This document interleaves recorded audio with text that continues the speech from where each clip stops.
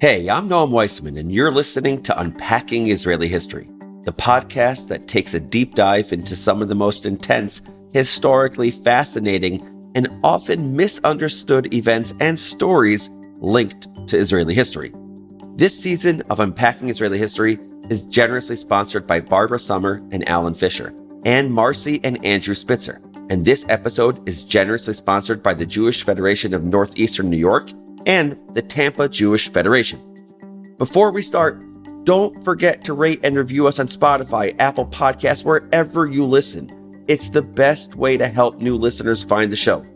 Thank you. Yalla, let's do this. אנו מכריזים בזאת על הקמת מדינה יהודית בארץ ישראל. היא מדינת ישראל. We, the people of Israel, are prepared and anxious to meet the representatives of our neighbors without any preconditions. There are people in Israel and elsewhere say it's impossible to make peace between the Arabs and Israel or the Jewish people. I think they are wrong. I'm not strictly a historian, but since I play one on this podcast and I did major in history, thank you very much, I feel totally justified in telling you that there is nothing I find more satisfying than coming across a real, live primary source. And by primary source, I don't mean a letter or diary entry or court record, though those are great too. No, I'm interested in a primary source that can think for itself and answer direct questions. A human being who inhabited whatever vanished age I'm obsessed with at the moment. Sometimes these living primary sources remind me that history can be unbelievably cruel. Broadly speaking, I grew up in an Ashkenazi Jewish community only 50-some years after the Holocaust. So many people I knew had at least one relative who survived, and many more who didn't. So when I first got interested in the Kastner trial, the insane, painful, important, complicated story I'm going to tell you about today, I didn't just hit the books or read the journal articles or watch the Israeli miniseries about it, though obviously I did all of those things too. No, I had the privilege of going straight to the source, or well, almost straight to the source, since it's 2022 and primary sources don't live forever. But my friend Michelle is the grandchild of two Hungarian Holocaust survivors. And when I asked Michelle's father what he thought of Kastner, he replied, "You mean the guy who sold Jews for trucks?" Ouch. With an epithet like that, I assumed he hated Kastner, seeing him as a Nazi collaborator. But then he said something curious. "The man's a hero. He personally saved some of my relatives." Huh? What? All the complexity and pain of the Kastner story bundled into two sentences. He sold Jews, and also, he's a hero. Can both things be true at once? And do any of us have the right or the ability to place any kind of moral judgment on people who lived through the unimaginable? I'm going to tell you straight off the bat, this isn't a feel-good story. It's a painful, real-life take on the kind of moral dilemmas most of us will hopefully only encounter in a philosophy class. Nerd corner alert. Moral dilemmas are situations in which the decision maker must consider two or more moral values or duties but can only honor one of them, which makes them impossibly difficult. No matter which moral imperative wins, another one loses. Back in my teaching days, I used moral dilemmas in my class constantly. They're a useful pedagogical tool designed to make students consider complex issues from every angle, to sharpen critical thinking skills, to hone a student's moral compass. But they're largely and thankfully theoretical. The same cannot be said of the Kastner story, a moral dilemma brought painfully to life in the aftermath of the Holocaust. After all, there's no playbook for the aftermath of genocide.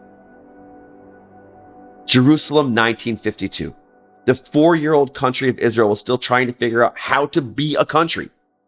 A 72-year-old stamp collector and amateur journalist named Malkiel Grunwald had just published some pretty scandalous accusations in his homemade newsletter, which he distributed at his local cafe. Side note, big respect for this hustle. Scandalous accusations weren't anything new for Grunwald. As Israeli historian Tom Segev puts it in his book, The Seventh Million, every so often someone would threaten to sue him for libel, and Grunwald would make a public apology.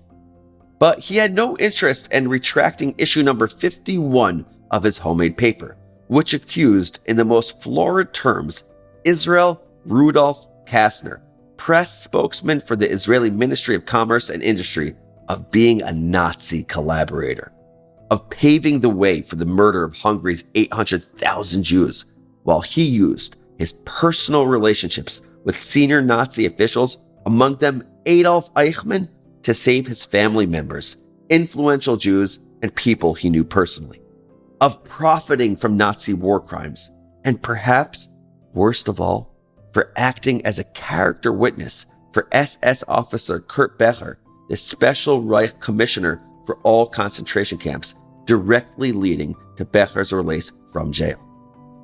Oof. These accusations, though severe, meant very little at first. After all, Grunwald was a nobody, self-publishing his unverified tirades for a very limited and often reluctant readership. The 1950s equivalent of that well-meaning weirdo on your newsfeed who has way too much time on his hands and way too many opinions about aliens. But on the other hand, you'd think that a country with a Nazis and Nazi collaborators punishment law would take such charges seriously. After all, the 1950 law mandated that anyone found to have committed a, quote, crime against the Jewish people, a crime against humanity, or a war crime during World War II could be punished by the death penalty. But those are the sorts of cases that no one in 1950s Israel wanted to pursue, because early Israelis didn't like to think too much about the Holocaust. They didn't like to be reminded of how easily 6 million had been slaughtered. It was much easier to pretend that the slaughter was somehow the victim's fault, that stronger, better Jews would have resisted and won. And it was especially upsetting to think about the Jews who survived through collaboration. If Holocaust survivors were weak, then collaborators were dirty, better to pretend they did not exist at all. So very few people were ever indicted under this law, and none received the death penalty. Instead, survivors doled out rough justice on the streets, attacking and sometimes killing people they recognized as collaborators.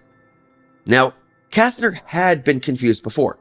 A man from his hometown of Cluj would come to all his speeches just to heckle him. And at the 22nd Zionist Congress in 1946, a representative from the Religious Zionist Party accused him of misusing $500,000 set aside for saving Jews. That's equivalent to about $7 million in today's money, by the way, so not a small number of shekels. And in the wake of the 1950 collaborator law, the police paid him a visit, asking about his activities in Hungary during the war. But through it all, Kastner stuck to his story. He was the head of the Hungarian Rescue Committee, which worked in tandem with the Jewish Agency to help Polish and Slovakian Jews flee to Hungary. When the Nazis arrived in Hungary in 1944, he was forced to deal with them, just like all the other Jewish leaders across Europe. But unlike Europe's other Jewish leaders, he was able to negotiate directly with Adolf Eichmann. By 1944, the Nazis were even desperate enough to propose a plan to let 1 million Jews in Hungary go free in exchange for 10,000 trucks to use on the Eastern Front. The deal fell through for many reasons that could fill a podcast in themselves. But blood for goods became a watchword, particularly among critics who saw something grotesque in the sale of Jews. He did not manage to save 1 million, but he did get 1,685 Jews out of Hungary on the so-called Noah's Ark train. Yes, his friends and family, and yes, influential Jews like the uber anti-Zionist Satmar Rebbe Yoel Teitelbaum, but also housewives and children, simple Jews of no import. The train was such a cross-section of society that it became known as Noah's Ark. Even the wealthy Jews who paid for seats did so to cover the cost of the train, $1,000 a head, paid to the Nazis. Everyone knew the story, didn't they? Kastner was a hero, a man who did all he could. And maybe if he hadn't been a government employee, this is the only story we would know about Israel Rudolf Kastner. He was a man in a terrible bind who leveraged what tiny influence he could to save as many Jews as possible, a tiny fraction when set against 6 million, but not an insignificant one. As we read in the Talmud, in Tractate Sanhedrin, page 37a, B'chol ha'mekayem nefesh achat me'Yisrael ma'aleh alav ha'katuv ki'ilu kayam olam maleh. He who saves a Jewish life saves a whole world. But Kastner did work for the government. He'd been associated with Mapai, the labor Zionist party that now ruled Israel, since well before his arrival in Israel. He had designs on being a member of Knesset. When the newspaper Beirut picked up on this story, Israel's Attorney General Chaim Cohen advised Kastner that he either needed to clear his name or resign from his position. A slur against Kastner was a slur against the Israeli government itself. Kastner had no interest in the trial. Like many survivors, he just wanted to forget everything, what he had seen, what he had been forced to do. But he wanted a career in politics, preferably in the Foreign Office. And Attorney General Cohen, who, like Ben-Gurion, hated the press and was dying to knock it down a peg, was chomping at the bit to prosecute the case. He insisted that no one can be allowed to say that a senior government official collaborated with the Nazis without there being a response. Thus, on the very first day of 1954 began Attorney General versus Grunwald. The state threw its weight against some unprepossessing old guy, fully expecting him to capitulate in days. But the state did not count on Grunwald's brilliant, prickly defense lawyer, Shmuel Tamir. It really didn't count on Tamir, a diehard revisionist, the more aggressive form of Zionism initiated by Ze'ev Jabotinsky, who had sharply opposed any using this trial to pick a fight with an entire government full of labor Zionists. And it really didn't think about what would happen if he won. Hey listeners, you may already know that you're listening to a podcast from Unpacked. But did you know that Unpacked is so much more than just podcasts? Like our name suggests, we unpack stuff, specifically trending topics surrounding Israel and what it means to be Jewish in today's world. From the obvious, like Jewish holidays and the Israeli-Palestinian conflict, to the more obscure, like which, if any, superheroes are actually Jewish, and the origin story behind the Star of David. You can check us out on the web, articles, videos, memes, and more. Find us at jewishunpacked.com or follow us on Instagram, TikTok, and YouTube at jewishunpacked. See you there. So let's talk about Grunwald's defense lawyer, Shmuel Tamir, the man who took apart Rudolf Kastner and by extension, the entire Israeli government. Born Shmuel Katznelson, he was a former Irgun commander who had been such a pest to the British, they shipped him off to a prison camp in Kenya in 1947. Tamir had been his Irgun codename. Remember, the Irgun, aka Etzel, was one of 3 paramilitary squads in pre-state Palestine. It had serious beef with the Haganah, David Ben-Gurion's paramilitary, which eventually became the IDF. Our Black Sabbath episode has way more context on this. Give it a listen if you haven't already. It's awesome.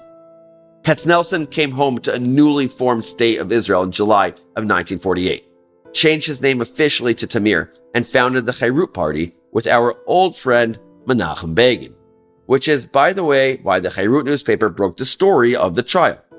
Begin and Tamir reportedly didn't get along very well, but they had one thing in common. They were not David Ben-Gurion's #1 fans, to say the least. In fact, in 1952, Tamir published an article in the Beirut newspaper calling Israel's first prime minister the Minister of Treason and Minister of Abomination. Lovely. So this libel case felt like a prime opportunity to take Ben-Gurion's party down a peg, or 2, or 10. Tamir wasn't particularly interested in Grunwald. His motivation was exposing what he saw as the corruption at the heart of the Jewish Agency and the Mapai Party, not just in 1952, but during the Holocaust itself.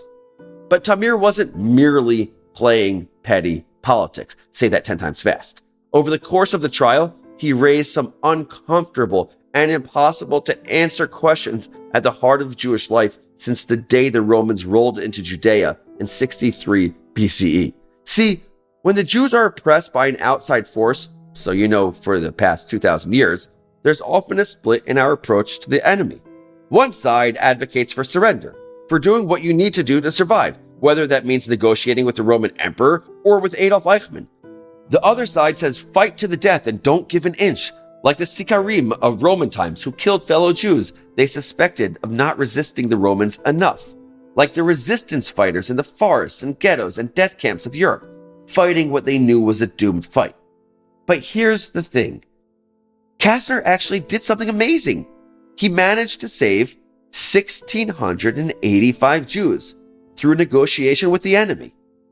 But with Tamir in charge of the defense, Kastner was made out to be the villain, because Tamir was one of those fight-to-the-death radicals, and Kastner had committed the ultimate sin, doing whatever he needed to do to survive.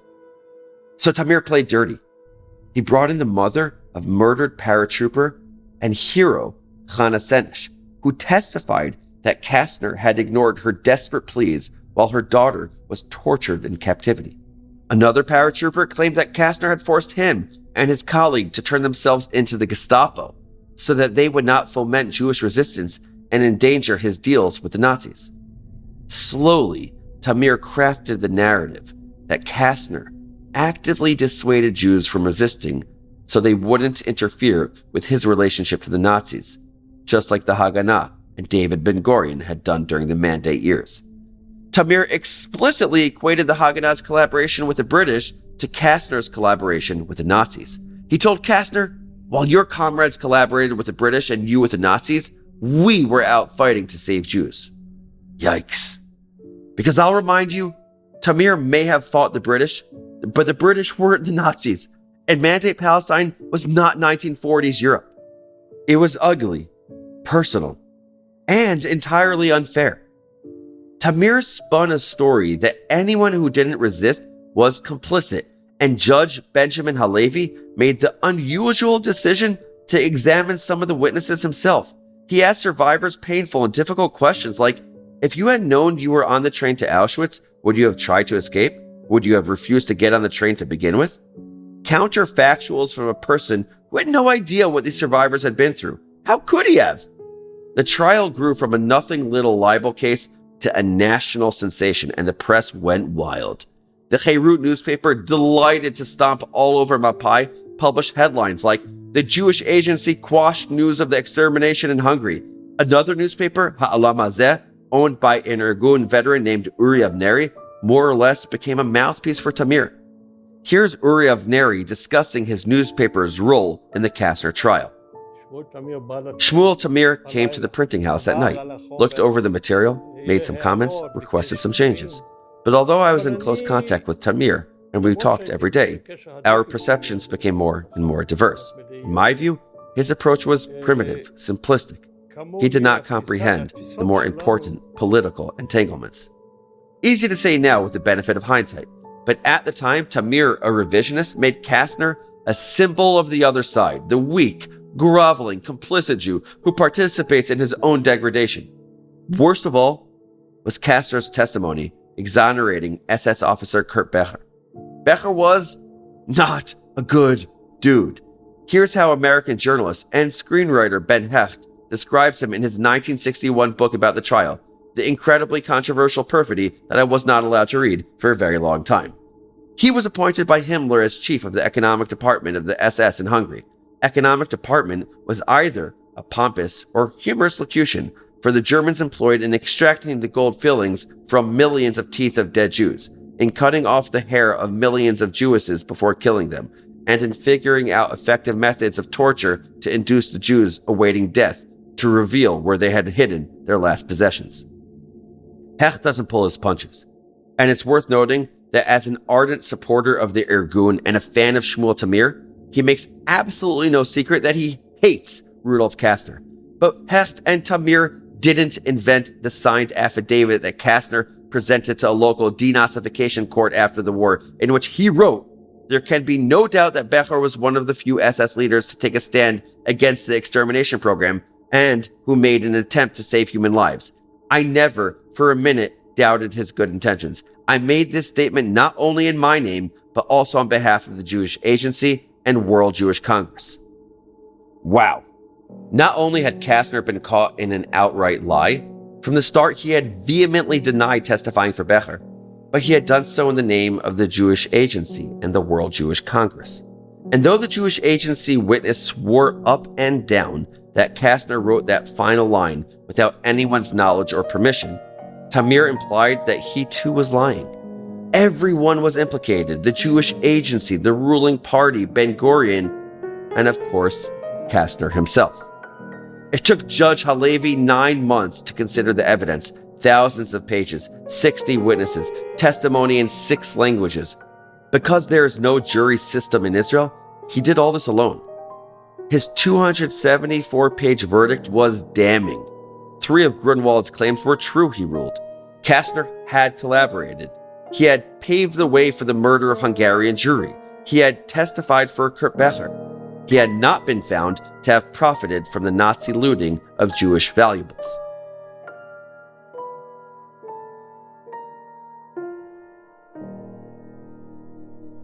Halevi went so far as to say that Kastner had sold his soul to the devil, and wrote, "It seems to me that from a public, moral, and even legal point of view, Kastner's behavior is the same as turning over the majority of Jews to their murderers to benefit a few." Again, the press went crazy. Every paper had an angle, or, as we might say today, a hot take. To put it lightly, most of these were pretty unnuanced. I could put it more strongly, but I'd rather not. The revisionist Cherut published pictures of Kastner with the caption, "Eichmann's partner," glossing over the fact that actually revisionists in Budapest had supported Kastner. Poor Kastner became the revisionist punching bag in their fight against the ruling party. The communist paper, conveniently forgetting the Hitler-Stalin pact, claimed that Kastner was just a symbol of the dirty collaboration between Zionists and Nazis. Like the revisionists, the communists had their own political reasons for picking a fight with the ruling party. The religious parties viewed Kastner as an emblem of the moral corruption at the heart of secular Zionism, even though the Nazi-appointed Jewish commissions, or Judenrat, had contained plenty of religious Jews, and of course the religious had plenty of reasons to distrust the ruling party. Chief among them was Ben-Gurion's emphatic desire that Israel be a secular state, with civil laws that were not based on religion. I know this happened 70 years ago, but wow, this was a really big deal. Within the government, chaos reigned. I'm taking a short break from the episode to tell you about the Digital Storytellers Lab from the Jewish Writers Initiative. Do you have an idea for a video, a podcast, or another storytelling idea that just needs to get out? Applications are open now for the Digital Storytellers Lab, an 8-month fellowship that gives digital storytellers the opportunity to kickstart the development of new, narrative, digital audiovisual media exploring Jewish themes. Fellows will attend in-person and virtual workshops and receive a stipend of $20,000 for their participation. This sounds awesome. For more information and to apply, visit jwinitiative.com/digital storytellers. Applications are due soon. They're due June 1st and will be reviewed on a rolling basis. Again, go to jwinitiative.com/digital storytellers to apply. In the aftermath of the Kastner trial, the Israeli government seemed determined to rip itself apart. "We need to appeal the verdict," maintained members of Mapai. "We need to try Kastner under the Nazi collaborators' law," argued the Communist Party, Maki. "Shut up and accept the verdict," gloated Cherut. Okay, maybe not in those exact words, but I'm not exaggerating when I say that much saltier words were lobbied in the Knesset that day. Cherut and the Communists, great band name by the way, submitted motions of no confidence in the government, meaning basically that they thought the government was too incompetent to make the correct decision regarding the aftermath of the Kastner trial.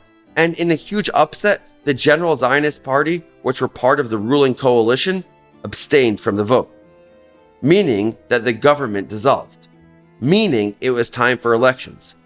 Election season was ugly. You can imagine the name-calling, the comparison of Mapai politicians to Nazis, the grandstanding, the savagery in the press, and in the end, Mapai lost 5 seats. Cherut gained 7. Moshe Sharet resigned and Ben-Gurion took over as prime minister. He shied away from all mention of the politically toxic Kastner trial, refusing to clear Kastner's name. And amid all this upheaval, not to mention the 1956 Suez Crisis, Israel's Attorney General appealed the verdict. Though it would be 2 long years until the Supreme Court overturned Halevi's ruling, Kastner's name was eventually cleared. Mostly. 4 of 5 judges ruled that Kastner had not collaborated with the Nazis. All 5 judges ruled that he had certainly not laid the groundwork for the murder of Hungarian Jewry. There was nothing to do about the charge that Kastner had testified in favor of a war criminal, though. The signed affidavit was damning, and that ruling stuck. Unlike Halevi, the Supreme Court's opinion took into account the complexity of Kastner's situation. Judge Silberg summarized this difficulty most poignantly. A most difficult task has been imposed upon us in this appeal, to scrutinize deeds and occurrences which seem to have happened on a different planet, and to pronounce judgment on the behavior of men hovering in the claws of Satan himself. Are we capable as fallible human beings of sitting in judgment on the moral or immoral actions done by Kastner? But Kastner wasn't around to enjoy his vindication. In 1957, he was assassinated by 3 veterans of Lehi, the super right-wing paramilitary that had split from the Irgun in 1940 to continue waging its war against the British. In one of those delightful quirks of history, Kastner's granddaughter, Meirav Michaeli, is currently Israel's Minister of Transport.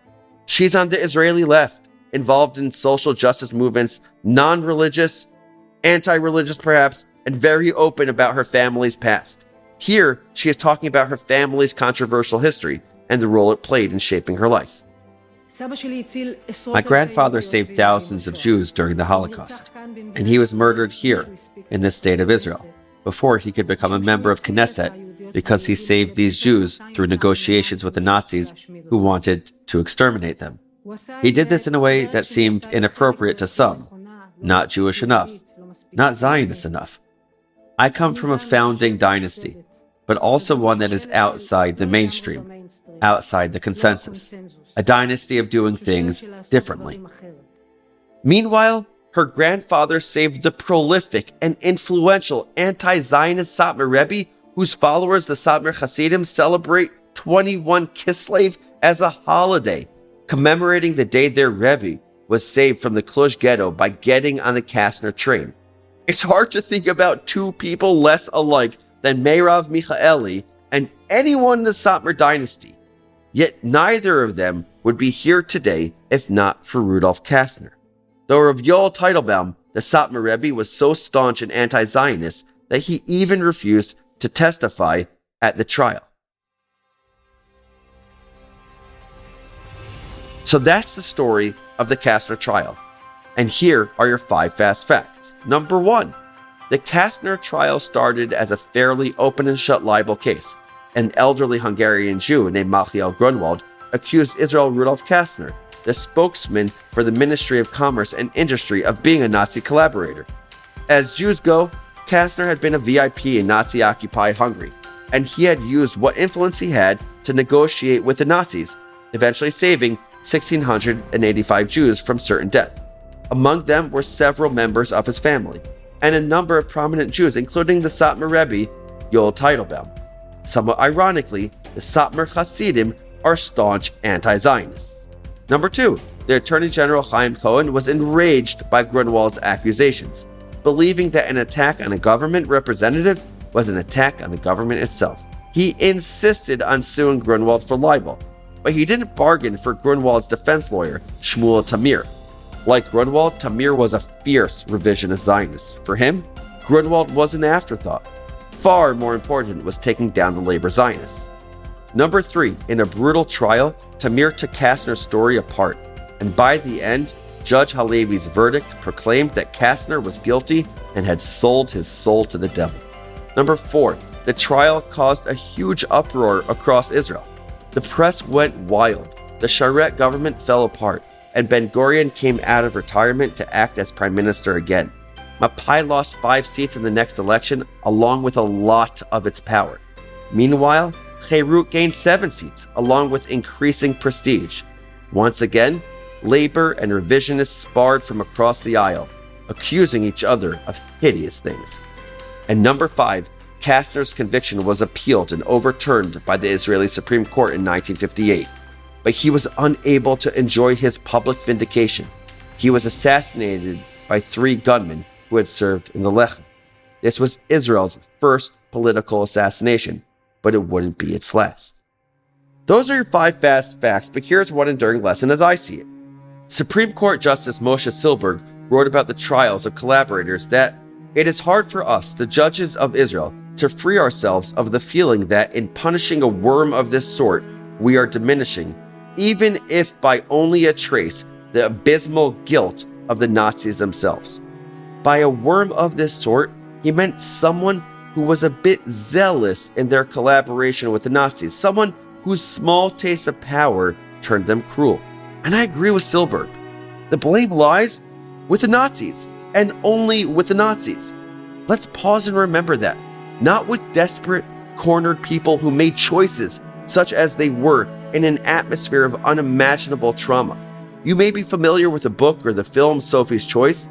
The title has become a shorthand for an incredibly difficult, impossible, painful decision. In the book and movie, Sophie's choice is between her children. She saves her son, believing he is more likely to stay alive in the hell of Auschwitz. But her son's life comes at the cost of her daughter's. Sophie's choice is fiction, but the calculus Sophie is forced into, the shattering decisions, those were heartbreakingly real. I'm not a huge numbers guy. I like narratives over numbers, but I can't deny the shocking power of the following fraction. 2 out of 3 European Jews were murdered in the Holocaust. 2 out of 3. I have 3 beautiful children, and my train of thought has to end there. It's too ghoulish to keep thinking about. But if we are asked to remember the Holocaust, we must know what remembering the Holocaust actually means. And that's just the people who were killed. That's the context in which Kastner is operating.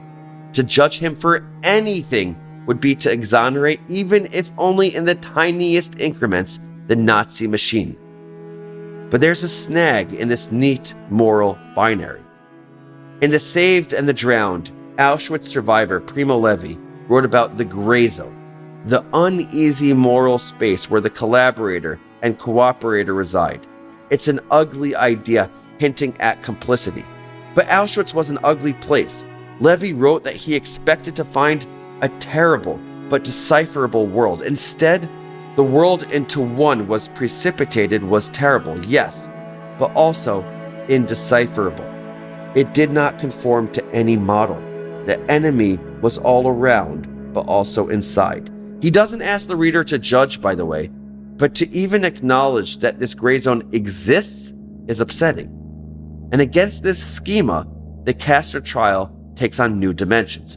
Because we can say, without judgment, that Kastner is in the gray zone. I started off this podcast talking about the concept of moral dilemmas, but the truth is that Kastner was not involved in any moral dilemma. He was involved in what is referred to as a zero-infinity dilemma, one in which probabilities are tiny and consequences enormous. In such cases, calculation is only a caricature of rationality. Kastner was placed in an impossible position. To try and quantify what he did or didn't do, to map it somehow using a moral compass, is beyond human logic, and it should remind each and every one of us of the clear moral stance we learn in the ethics of our fathers. Al tadin et chavercha ad shetagia limkomo. Do not judge your friend unless you've been in their situation. Or in the words of American historian Lucy Davidowitz, questions about the Jewish opportunities and resources to halt the final solution appear absurd. So let's leave aside absurdities and impossible questions and what-ifs and turn back to something that I'm certain of. To me, the biggest lesson of the Kastner trial is that the Jewish people do not have the luxury of internal squabbles. When the Jewish people do that, they win. We lose. The Nazis tried very hard to destroy us. We cannot, must not give them or any of our enemies the satisfaction of destroying ourselves from the inside.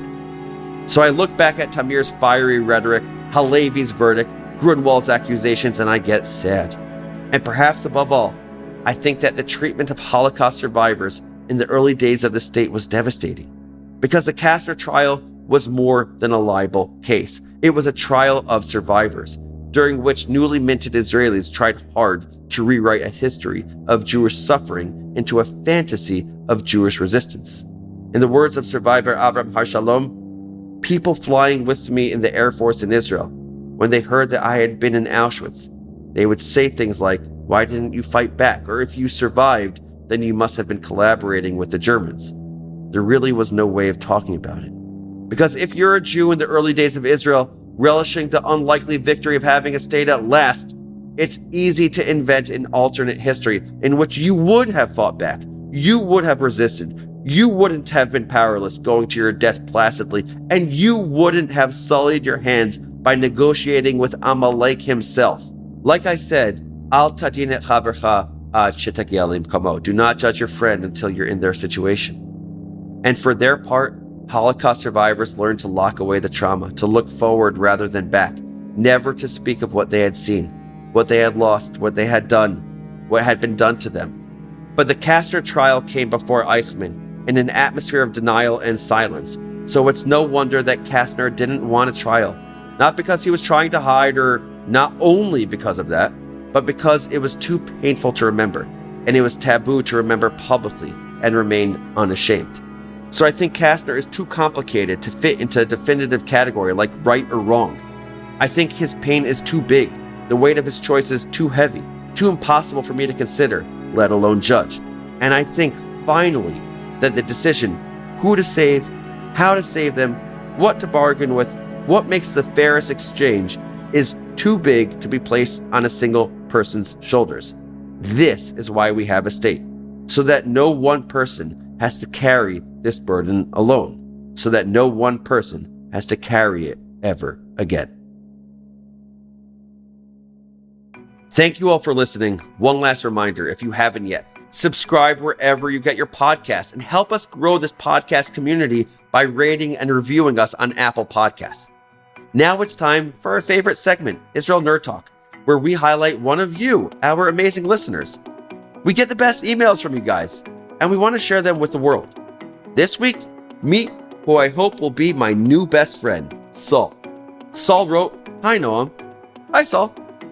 I have gone through almost all of your podcasts and I'm blown away by their high quality. You did the impossible. You have taken very controversial events and explained them fairly. Your love for Israel comes through, but so does your ability to base your views on the facts. I'm thrilled that a young person like you, thanks for calling me young, Saul, is in the mix. I am an 81-year-old ex-academic who is feeling more and more isolated as a Zionist. Thank you for what you're doing. Saul, first of all, I'm an 81-year-old in a 36-year-old body, so I feel you. But more importantly, feeling isolated as a Zionist is something I can relate to. I pride myself on having friends and peers from all over the spectrum and having all different political opinions. It's important to me. It's actually boring any other way. And I like to be challenged, especially about Israel.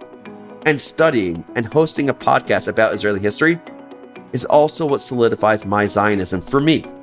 And I'm glad it could touch you the same way. So thank you, Saul. And if you listening also have thoughts, comments, suggestions, ruminations, whatever to share, don't hesitate. Be like Saul. Send me a message at noam@jewishunpacked.com. Your email might even get on the show. Unpacking Israeli History is a production of Unpacked, a division of Open Door Media. Check out jewishunpacked.com for everything Unpacked related and subscribe to our other podcasts. Follow Unpacked at all the social media places like TikTok, Instagram, Facebook, YouTube, and Twitter. Just look for @JewishUnpacked. And again, write to us at noam@jewishunpacked.com. We'll end this episode with a song written in 1942 by Chana Senesh, whose mother testified that Kastner refused to help her daughter. She titled her 13-word poem, Walking to Caesarea, but it's better known as Eli, Eli. Set to music in 1945, it's since become a standard of Holocaust memorial ceremonies, not just for its haunting, plaintive tune, but also for its writer's short and tragic and heroic story.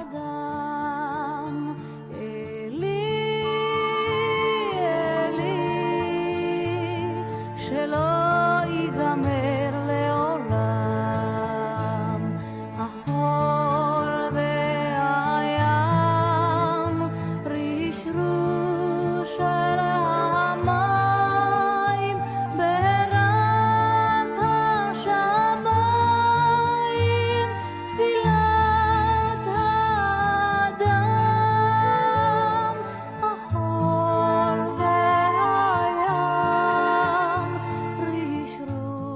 This episode was produced by Rifki Stern.